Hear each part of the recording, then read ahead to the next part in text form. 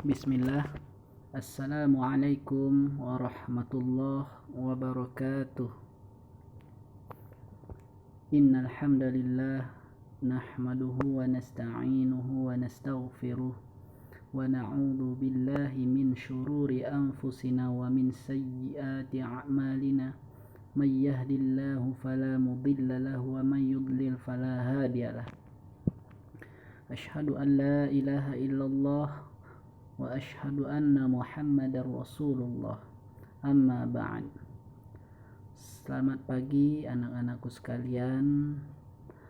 Semoga kalian diberi kesehatan serta senantiasa berada dalam lindungannya atau berada dalam lindungan Allah Subhanahu wa taala. Baiklah anak-anakku sekalian, sebelumnya kita sudah membahas bagian kebahasaan pada teks deskripsi ya. Di sini terdapat pada halaman 9.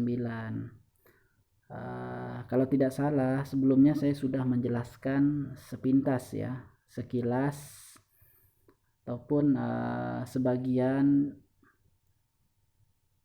yang tentu sebagiannya lagi mungkin bagi anak-anakku sekalian masih ada yang belum paham atau masih ada yang masih diragukan mengenai apa yang disampaikan. Ada baiknya kita ulangi lagi pada pembahasan mengenai kebahasaan pada teks deskripsi.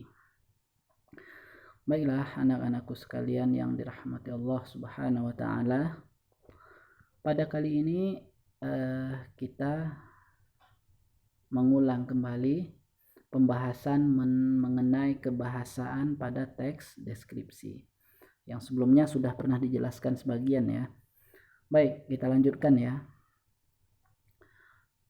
Pada halaman 9 yaitu bagian 3, yaitu mendaftar ciri penggunaan bahasa pada teks deskripsi. Ini kalian bisa lihat pada buku kalian masing-masing pada halaman 9 ya. Nah, di sini dikatakan teks deskripsi menggunakan sinonim kata yang bermakna khusus. Legam, biru toska, putih jernih, molek, permai. Nah, itu adalah sebagian contoh apa yang dimaksud dengan bermakna khusus, dan juga di sini ada kata istilah sinonim. Mungkin anak-anakku sekalian tahu ya apa itu yang dimaksud dengan sinonim ya. Apa itu sinonim? Sinonim adalah persamaan makna kata ya. Ada lagi yang namanya antonim. Ya, antonim itu apa? Lawan kata. Siang, malam. Kemudian tinggi, rendah. Besar, kecil. Nah, itu antonim. Sedangkan sinonim adalah persamaan makna kata. Ya, ingat persamaan makna kata. Nah, baik, kita lihat di sini. Selain dari sinonim yang digunakan, di sini juga dikatakan kata yang bermakna khusus. Sebenarnya pada intinya gini. Sinonim adalah makna persamaan makna kata. Misalkan saya mengatakan kata baik, kira-kira persamaan makna kata baik apa? Ya, bisa jadi terpuji, sopan, santun. Nah, itu adalah contoh dari sinonim. Maknanya sama, baik. Sopan baik kah? Iya. Terpuji baik kah? Iya. Nah, itu dia. Nah, itu adalah sinonim. Nah, sinonim ini dikatakan dia memiliki makna yang sama tersebut bisa diartikan dengan arti bermakna khusus. Ya, kita lihat contohnya. Secara umum, kata baik menurut kalian apa saja? Ya, secara umum baik. Ya, baik. Nah, namun kata baik kira-kira memiliki makna yang banyak atau tidak? Iya, seperti yang sudah saya katakan tadi, terpuji, misalkan sopan, kemudian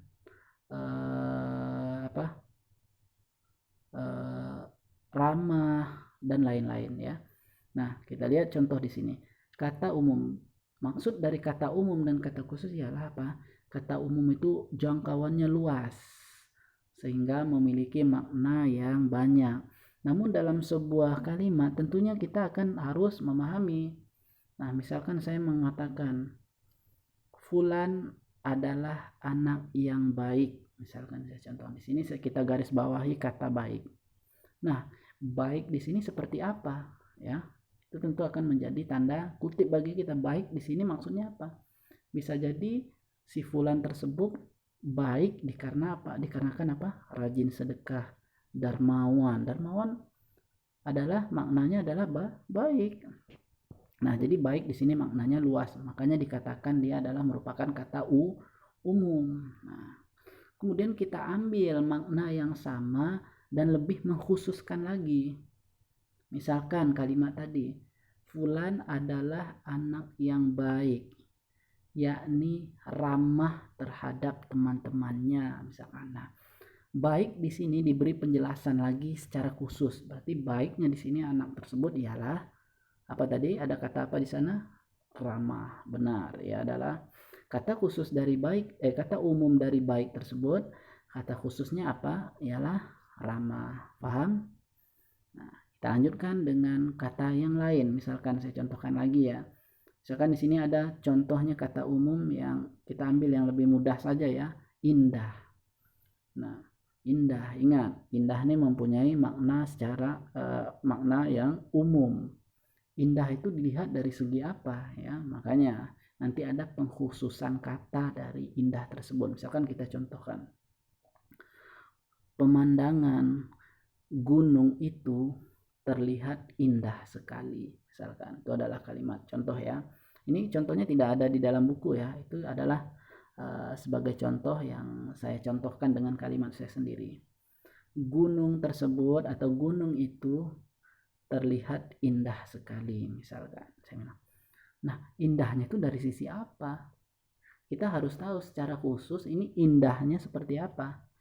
Ah, bisa jadi dikarenakan dia indah itu karena gunung itu adalah unik gitu, bentuknya runcing gitu.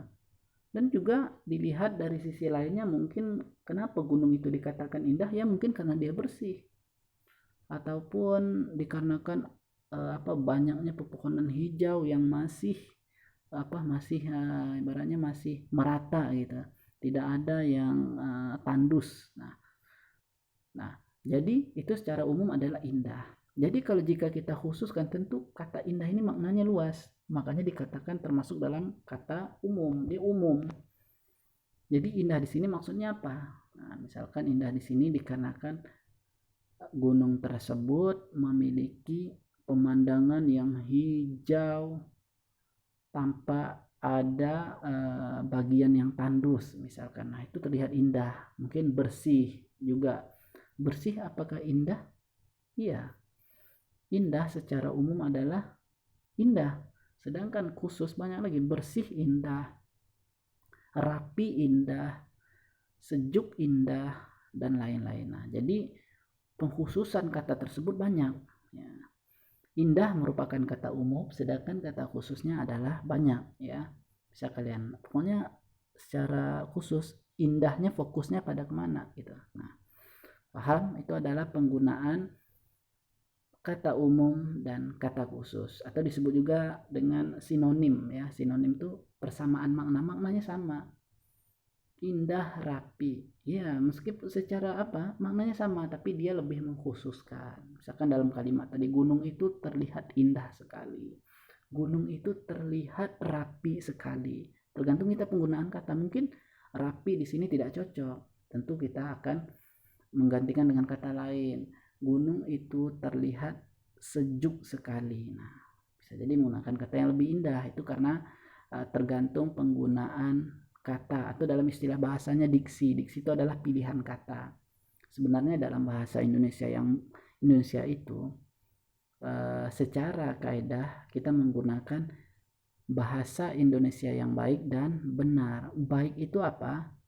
Baik ialah bahasa yang orang lain paham ketika kita menyampaikan.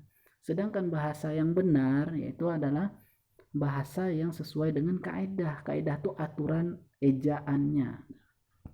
Ya, nah itulah contoh dari kebahasaan pada teks deskripsi, yaitu menggunakan sinonim kata yang bermakna khusus ataupun kata umum dan kata khusus. Ya, paham ya sampai di sini?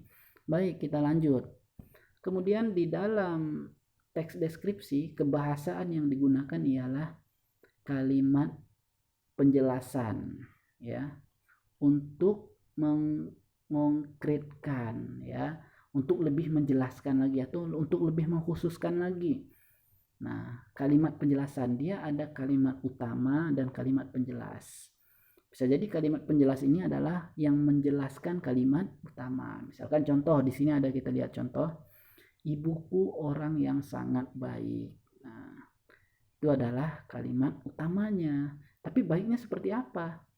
Nah, itu dijelaskan dalam kalimat perincian ataupun kalimat penjelas. Misalkan dia berusaha menolong semua orang, dia ramah dan tutur katanya lembut kepada siapa saja. Nah, baik di sini memiliki makna yang luas. Balik lagi kita kepada kata umum dan kata khusus tadi. Jadi di sini baik. Makna khususnya di sini apa saja? Tadi dikatakan ramah, lembut. Nah, itu yang kita temukan pada kalimat perincian, ya. Nah, tadi kita khusus pada ke kata, sekarang kita khususkan kepada kalimat yang lebih jelas lagi memperjelaskan mengenai kalimat utama tersebut. Itu yang kedua, ya, mengenai kebahasaan yang digunakan pada teks deskripsi. Misalkan kita contohkan, kita pakai kalimat yang tadi, gunung tersebut terlihat indah sekali. Nah, itu adalah kalimat utamanya. Kemudian kalimat perinciannya atau kalimat penjelasnya apa? Kita buatkan kalimat yang lebih memperjelaskan dari kalimat utama tadi. Contohnya apa? Misalkan yang pertama kalimat utamanya tadi apa? Gunung itu terlihat indah sekali. Sejauh mata memandang, gunung tersebut terlihat indah, sejuk, bersih misalkan, dan terlihat misalkan ada kalimat kata lain, dan terlihat rapi dikarenakan susunan pohon-pohonnya yang begitu teratur misalkan, dan lain-lain. Nah, itu adalah contoh kalimat perincian ataupun kalimat penjelas, ya. Nah, itu adalah kebahasaan yang digunakan pada teks deskripsi. Yang pertama tadi apa? Masih ingat? Menggunakan sinonim kata yang bermakna khusus atau kata umum dan kata khusus. Yang kedua apa? Menggunakan kalimat penjelas ataupun kalimat rincian untuk mengkonkretkan. Konkretnya apa? Konkretnya untuk memperjelaskan lagi, mengkhususkan lagi makna dari kalimat tersebut, ya. Baik, kemudian yang ketiga yaitu menggunakan pilihan kata dengan emosi kuat. Ya, itu pada halaman 10, menggunakan pilihan kata dengan emosi kuat. Ingat, emosi itu bukan berarti marah, ya. Emosi di sini ada beberapa bagian. Sedih itu emosi, marah itu emosi, bahagia itu emosi. Jadi emosi itu jangan dipikirkan makna emosi itu marah saja, bukan. Oh, dia sedang emosi. Emosi itu emosi apa? Emosi itu adalah ungkapan perasaan, ya. Arti dari emosi adalah ungkapan perasaan. Jadi emosi itu bukan marah, ya, artinya, tapi ungkapan perasaan. Apa yang dia ungkapkan? Sedihkah? Bahagiakah? Marahkah? Ataupun dan lain-lain, kan. Cinta itu emosi. Nah, itu adalah contoh emosi. Jadi emosi itu adalah ungkapan perasaan, bukan artinya marah, ya. Marah itu adalah pengkhususan, perincian dari emosi tadi, ya. Balik lagi kita ke kata umum dan kata khusus tadi, ya. Nah, emosi di sini adalah emosi ungkapan yang artinya ialah ungkapan perasaan, ya. Itu adalah kata dengan emosi, ya. Emosi itu adalah ungkapan perasaan. Nanti bisa kita lihat apakah marah, sedih ataupun bahagia. Baik, kita lihat contoh kata yang menggunakan emosi kuat. Misalkan biasanya emosi itu adalah sifat, ya. Baik, tentu penekanan pada yang baik ini seperti apa, emosi apa yang muncul. Tentu emosi yang baik. Misalnya bahagia baik, iya. Marah apakah baik? Tidak, tergantung, marah pada tempatnya ya. Nah, pada secara hakikatnya baik itu apa? Emosi, termasuk emosi apa? Emosi yang baik, emosi bahagia, misalkan tulus, ramah, penuh kasih sayang, serta menginspirasi. Nah, itu adalah memberi kata dengan emosi yang kuat. Anak itu baik sekali. Nah, secara sepintas kita lihat kalimat tersebut ya biasa aja ya. Anak itu baik sekali. Tapi secara khusus tadi kita balik ke kata khusus, kata umum, kata khusus. Tentu kita ingin memberi penekanan kepada kata baik tersebut. Mengungkapkan baiknya itu seperti apa. Misalkan anak itu sangat baik sekali, itu biasa aja. Tapi kalau kita mengatakan anak tersebut sangat menginspirasi, misalkan. Nah, inspirasi di sini adalah emosi. Ungkapan perasaan yang baik, yang bahagia yang kita munculkan dalam hati kita ya. Nah, itu emosi yang kuat, lebih menjelaskan ungkapan perasaan yang lebih baik gitu. Bukan baik saja, baik itu secara umum, tapi ada kata menginspirasi. Tentu kita mengeluarkan kata-kata yang memiliki emosi yang kuat. Kemudian di sini ada contoh juga kata kuat. Nah, anak itu kuat sekali. Ya biasa aja, kuatnya seperti apa? Ya ketika disuruh cuma ngangkat kapas ya anak itu ya kuat gitu kan. Nah, mungkin ada kita menggunakan kata-kata yang lain. Anak itu sangat tangguh dalam permainan sepak bola misalkan. Nah, tangguh ini adalah bentuk ungkapan emosi yang kuat, emosi yang apa? Emosi yang baik gitu, karena dia ada mengatakan tangguh gitu. Berarti tidak mengatakan hanya kuat saja, tapi bahasanya tangguh, sangat tangguh, berarti lincah ataupun perkasa dan lain-lain. Nah, itu adalah menggunakan pilihan kata dengan emosi kuat. Jadi emosi kuatnya ungkapan perasaan yang lebih baik sehingga memunculkan kata-kata yang sangat memiliki penekanan yang kuat, itu maksudnya ya. Kemudian yang keempat, mengidentifikasi majas. Majas ini apa? Mungkin kalian sudah ingat ya pelajaran yang sebelumnya mengenai majas. Mungkin sudah pernah mendengar apa itu majas. Majas merupakan bahasa kiasan, menghiaskan pada suatu benda dan lain-lain. Misalkan saya contohkan kalimat yang menggunakan majas ya, misalkan kita pakai kalimat yang negatif. Wah, bagus sekali tulisanmu sehingga saya merasa kesulitan untuk membacanya. Nah, merasa kesulitan, dia awalnya memuji, tiba-tiba di kata ujungnya merasa kesulitan. Nah, berarti itu dia menggunakan majas. Berarti dia mengatakan bahwa tulisannya sebenarnya adalah jelek. Misalkan lagi, wah suaramu indah sekali, tapi ada baiknya kamu tidak usah nyanyi gitu. Nah, itu adalah contoh dari majas ya. Nah, kita lihat contoh majas di sini ya. Ada satu contoh majas. Jadi apa tadi itu majas? Adalah bahasa kiasan. Batu karang besar siap menjaga gempuran ombak yang datang setiap saat. Menjaga. Kalau kita bayangkan menjaga itu biasanya sifat siapa? Ya, Allah, manusia dan lain makhluk yang bernyawa ya. Termasuk manusia, menjaga, saya menjaga rumah itu agar tidak kemalingan misalkan. Nah, itu adalah bentuk kata untuk yang sebenarnya yang tepat digunakan pada makhluk hidup gitu ya. Nah, tapi di sini digunakan dia batu karang siap menjaga gempuran ombak yang datang setiap saat. Nah, batu karang ini benda hidup apa benda mati? Benda mati. Tapi dia menggunakan kata menjaga gempuran ombak. Mungkin nggak kira-kira kalau secara makna yang sebenarnya? Tidak. Tapi dia hanya merupakan makna kiasan. Maksudnya apa? Ya, begitulah. Batu karang itu senantiasa dia menjaga ataupun mempertahankan gempuran ombak yang datang setiap saat. Nah, jadi kalau bahasa kalimat yang intinya mungkin batu karang besar selalu menahan gempuran ombak yang datang setiap saat. Nah, itu juga bisa.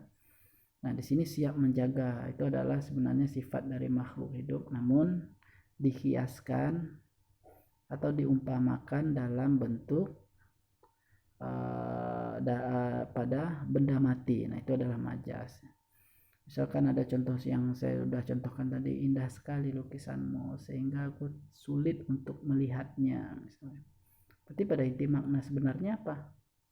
Ya, bisa jadi memang makna sebenarnya dia sedang mengatakan bahwasanya lukisannya itu bagus, tapi dia nggak bisa melihat. Nah, dan makna yang kedua apa? Ya, bisa jadi dia mengatakan bahasa seperti itu karena mengatakan menyindir bahwasanya lukisan tersebut memang benar-benar jelek gitu. Nah, itulah maksud dari kata majas, bahasa kiasan yang digunakan. Majas ini banyak ya, ada majas perbandingan, pembagian yang juga banyak, majas pertentangan, kemudian majas sindiran dan lain-lain. Itu bisa kalian lihat nanti dalam buku tentang majas ini ya, ada yang akan kita bahas nanti. Nah, itu adalah mengidentifikasi majas. Nah, itulah kebahasaan yang digunakan di dalam teks deskripsi. Yang pertama tadi apa? Menggunakan sinonim ataupun kata-kata khusus, yaitu kata umum dan kata khusus. Yang kedua, menggunakan kalimat perincian ataupun penjelasan ya. Tentu kalimat utama ada dijelaskan lagi secara rinci kalimat tersebut ya, makanya disebut dengan menggunakan kalimat rincian ataupun kalimat penjelasan yang lebih jelas gitu. Kemudian menggunakan apa tadi? Menggunakan kata yang menggunakan emosi kuat. Emosi itu tadi apa? Ungkapan perasaan, baik itu sedih, bahagia ataupun marah ya. Nah, itu adalah kemudian yang terakhir yaitu menggunakan atau selalu menggunakan majas, terutama majas perbandingan. Itu bisa dilihat di halaman 11 ya. Nah, itu adalah contoh kebahasaan yang digunakan dalam teks deskripsi ya. Nah, kita lihat lagi pada halaman 12. Menentukan isi teks deskripsi. Nah, di sini setelah belajar mengidentifikasi, identifikasi ini apa? Menentukan ya. Kamu belajar memahami isi teks deskripsi. Nah, ketika kita membaca sebuah teks, kita harus bisa memahaminya ya. Jangan hanya membaca namun bisa memahaminya. Kita lihat di sini. Ada satu contoh teks deskripsi yang judulnya apa?